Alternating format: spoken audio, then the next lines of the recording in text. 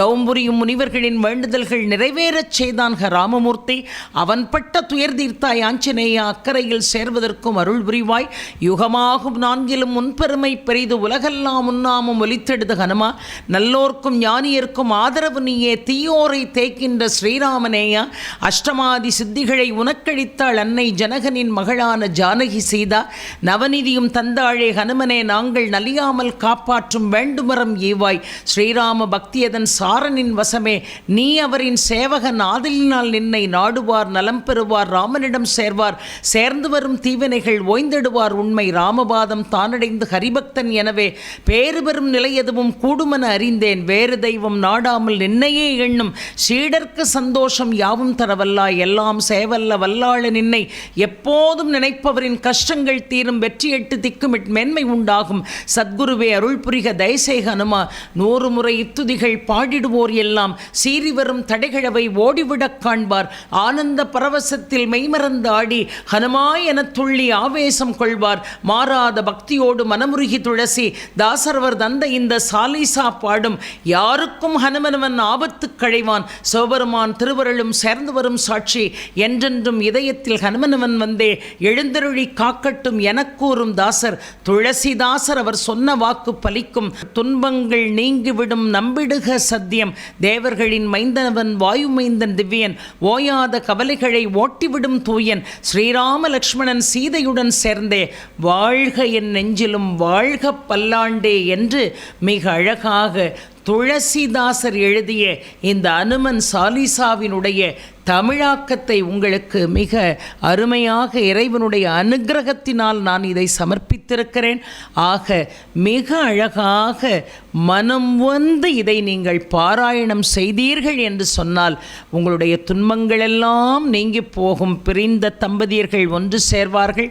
குழந்தைகள் மிகுந்த பலசாலியாக மட்டுமல்ல, அறிவு சார்ந்த குழந்தைகளாக இந்த மண்ணிலே அவர்களால் வலம் வர முடியும்.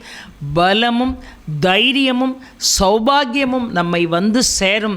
ராம நாமத்தை உச்சரிக்கக்கூடிய இடங்களெல்லாம் ஆஞ்சநேய பெருமான் இருந்து அருள்பாலிக்கின்றாரே, அந்த ஆஞ்சநேயர் மனம் குளிர்ந்து நாம் கேட்கக்கூடிய வரங்களையெல்லாம் வாரி வழங்க வேண்டும் என்று சொன்னால் துளசிதாசர் அருளிய இந்த அனுமன் சாலிசாவை நீங்கள் பாடுங்கள், பலன் பெறுங்கள். நீங்கள் பயன்பெற்றதோடு மற்றவர்களுக்கும் அதை எடுத்துச் சொல்லுங்கள் என்பதை செய்தியாக சொல்லி, இந்த பதிவு உண்மையிலே உங்களுக்கு பிடித்திருக்கிறது என்று சொன்னால் இந்த சேனலை நீங்கள் சப்ஸ்கிரைப் பண்ணுங்கள், நீங்கள் லைக் பண்ணுங்கள், எல்லாருக்கும் ஷேர் பண்ணுங்கள். நாம் அடைந்த பயனை மற்றவர்களும் அடைய வேண்டும் என்கின்ற நல்ல எண்ணத்தோடு நீங்கள் வழிபாட்டை தொடங்கினால் உங்கள் வழிபாடு வெற்றி நிச்சயமாக தரும் என்பதை இந்த வேளையிலே சொல்லி, அருமையான இந்த பதிவிலே உங்களை சந்தித்ததிலே அதை நினச்சிட்டு அழகா உச்சேஸ்வரர் போகிறது தூரத்துலேருந்து பார்க்கும் பொழுது நன்னா கருப்பு வால் வெளுத்த சரீரத்தோட இந்த உச்சேஸ்வரர் குதிரை போகிறது. பார்த்துட்டு கத்திரி சொல்கிறா, பார்த்தியா வால் எவ்வளோ கருப்பாக இருக்கு பாருங்க. தூரத்துலேருந்து காட்டுற, பக்கத்தில் இருந்தால் பாம்பு தெரிஞ்சிருமே. தூரத்துலேருந்து காட்டினா கருப்பாக இருக்குன்றா வினதா. ஆமாண்டி, சே நீ எவ்வளோ அழகாக எல்லாத்தையும் கவனிச்சிருக்காய், நான் கவனிக்கவே இல்லை பாரு. அடடா, சரி நான் உனக்கு அடிமைன்னு சொல்லிட்டான். ஆச்சு, அடிமை ஆயாச்சு. எல்லா வேலைகளையும் இழுத்து போட்டுட்டு அவள் கத்ருவுக்காக பண்ணிட்டு இருக்கா. அந்த வினதியோடைய பசங்கள் தான் அருணன், கருடன் எல்லாம். கருடன் ரொம்ப பவர்ஃபுல், மைட்டி. ஜம்மன அந்த முட்டையை விட்டு வெளில வரும் பொழுதே அந்த ஸ்வர்ணமயமான சிறகு அடிச்சுண்டு தான் வந்தான் அப்படின்னு காண கிடைக்கிறது. அப்போ அந்த கருடனை பார்த்து இந்த கத்ருவினுடைய மற்ற பசங்களுக்கெல்லாம் ஒரு பொறாமை, கோபம், வெறுப்பு. நம்மளோட பலசாலியாக இருக்கானே, பவர்ஃபுல்லாக இருக்கானே அப்படின்னு ஒரு யோசனை. அப்போ பார்க்குறாளார் ஒவ்வொருத்தரும் ஒவ்வொன்று சொல்லின்னு இருக்கா. இந்த அனந்தன் சேஷனுக்கு மட்டும் அது பிடிக்கலை. என்னதான் இருந்தாலும் நம்மளுடைய சகோதரன் தானே, இதுக்கு இப்படியெல்லாம் போய் யோசிக்கிறாவா. பார்த்தா இவகிட்ட சொல்லி எல்லாம் புரிய வைக்க முடியலை. சொன்னா அவன் வாங்கிட்டு வந்த வரம் அப்படி, நம்ம பிறந்திருக்கிற விதம் இப்படி. என்னத்துக்கு மனசை போட்டு அலட்டிக்கணும்? நமக்கு ஒரு வாழ்க்கை கொடுத்துருக்கான் பகவான். இந்த வாழ்க்கையை ஆனந்தமாக திருப்தியாக அழகாக வாழணும், இவ்வளோதானே. நமக்கு ஒரு வாழ்க்கை இருக்குது, எல்லாருக்கும் ஒரு வாழ்க்கை இருக்குது.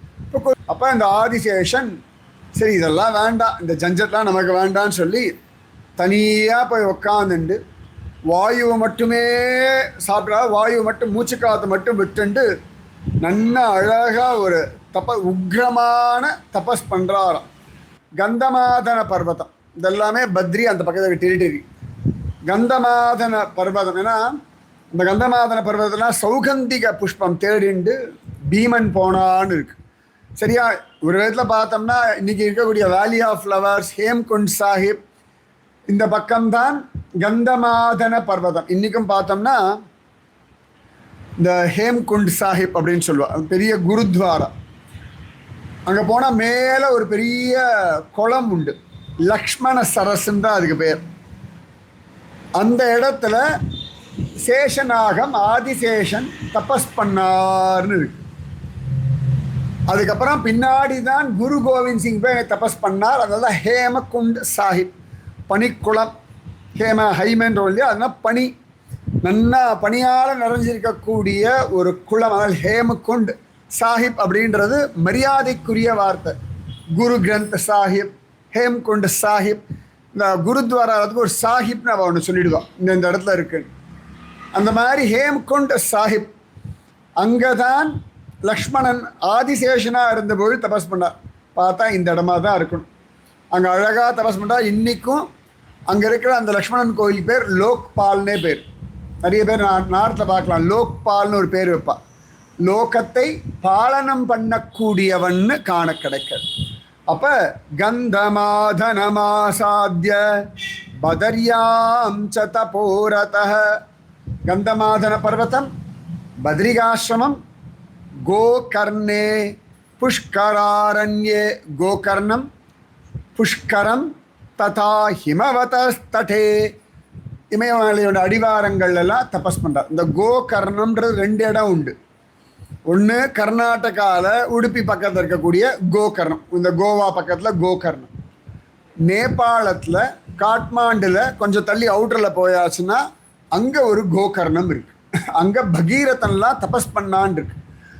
அந்த மாதிரி இவர் அந்த கோகர்ணம் தபஸ் பண்ணுறார். கந்தமாதனமாசாத்திய பதர்யாம் ச தபோரதः கோகர்ணே புஷ்கராரண்யே ததா ஹிமவதஸ்தடே தேஷு தேஷு ச புண்ணியேஷு தீர்த்தேஷு ஆய தனேஷு ச ஏகாந்தசீலோ நியதः சததம் விஜிதேந்திரியக. சாதாரணமாக ஜிதேந்திரியன்னு ஒரு வார்த்தை சொல்வா, ஜித இந்திரியக, இந்திரியங்களை ஜெயிப்பவன். ஜிதந்தே ஸ்தோத்திரம்னே ஒன்று உண்டு. இந்திரியங்களை ஜெயிக்கிறதுக்கு பேர் ஜிதேந்திரியன்னு பேர். அஜிதன், ஜிதன், அஜிதன், ஜிதேந்திரியன், இந்திரியங்களை ஜெயிச்சவன். அதில் விஜிதேந்திரியன் அப்படின்னா அவ்வளோ நன்னா ஜெயிச்சிருக்காராம். ஜோரா ஜெயம் விஜயம் அப்படின்றோம் இல்லையா, அந்த மாதிரி விஜிதேந்திரியாக.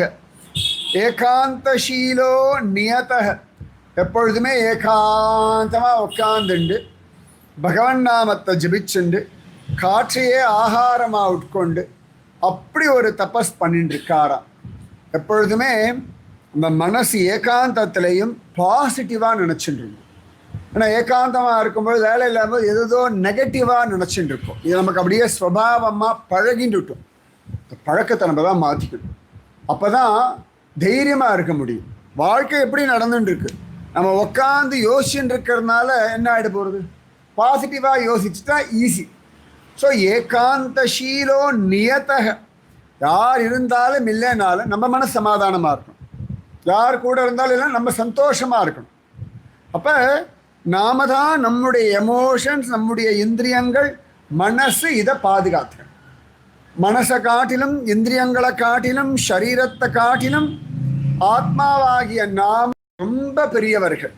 ஸோ ஆத்மாவுக்கு அத்தனை பலம் உண்டு. மனசு இந்திரியங்கள் இது எல்லாம் அழகாக கைட் பண்ணி ஜெயிக்கிறதுக்கான ஒரு கைடன்ஸ் ஆத்மா கொடுக்கும். சில சந்தர்ப்பங்கள் இது வேண்டான்னு நீங்கள் வச்சுட்டா வேண்டான்னு வச்சுருவேன். சில சமயங்களில் பரவாயில்ல, குழப்பமில்லை, முக்கியமாக டயபெட்டிஸ்காரில் எடுத்துப்போமே, எல்லாம் நார்மலாக தான் இருக்குது, ஒரு 2 ஸ்வீட் சாப்பிட்டா எப்பயோ தான் சாப்பிட்றேன் அப்படின்னு சொல்லுவாள். இதையே தான் டெய்லி சொல்லிட்டு இருப்பாள். எல்லாம் நார்மலாக தான் இருக்குது.